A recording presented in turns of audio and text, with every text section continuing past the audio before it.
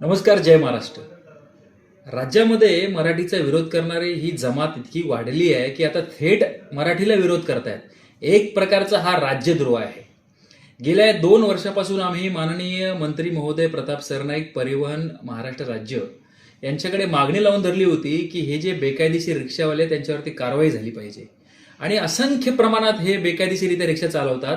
यांची कुठेही पोलिसाकडे नोंद नाही, चारित्र्य पडताळणी नाही आणि अनेक प्रवाशांशी वाद होतात. मराठी नाही बोलेगा क्या करने का कर इतका माज यांचा वाढलेला आहे. म्हणून जर एखाद्या राज्यामध्ये तुम्ही व्यवसाय करता, रोजगार करता तर मराठी आलं पाहिजे. आज कुठल्याही राज्यामध्ये देशामध्ये जा तुम्ही, तिकडची स्थानिक भाषा आली पाहिजे, हा नियम आहे. मग महाराष्ट्रामध्ये तुम्ही रिक्षा चालवता, टॅक्सी चालवता, मग मराठी का नको यायला आणि प्रवाशाची तुम्ही वाद का घालता, असा हा प्रश्न होता. म्हणून माननीय प्रताप सरनाईक परिवहन मंत्री महाराष्ट्र राज्य यांनी एक निर्णय घेतला. खरं तर महाराष्ट्र शासनाचे आम्ही आभार देखील मानलेले आहेत.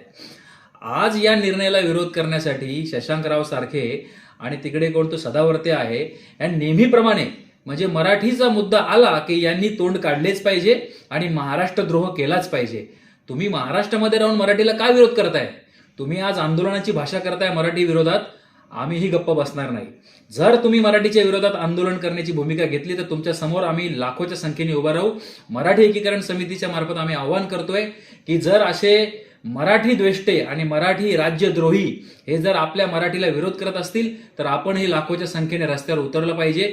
4 मेला हे आंदोलन करणार आहेत. बघूया, आम्ही देखील तुमच्या समोर उभा राहू आणि महाराष्ट्रामध्ये मराठी सक्ती झालीच पाहिजे. माननीय प्रताप सरनाईक साहेब आणि महाराष्ट्र शासनाला आमचा जाहीर पाठिंबा आहे. माननीय देवेंद्र फडणवीस यांनी हा निर्णय घेतलेला आहे, तो ठाम राहिला पाहिजे आणि याची कठोर अंमलबजावणी झाली पाहिजे. या राज्यामध्ये कुठलाही गैरप्रकार आणि गैरव्यवहार झाला नाही पाहिजे. या भूमिकेचं आम्ही स्वागत करतो आणि या निर्णयाला आम्ही बहुसंख्य मराठी माणसं पाठिंबा देत आहोत.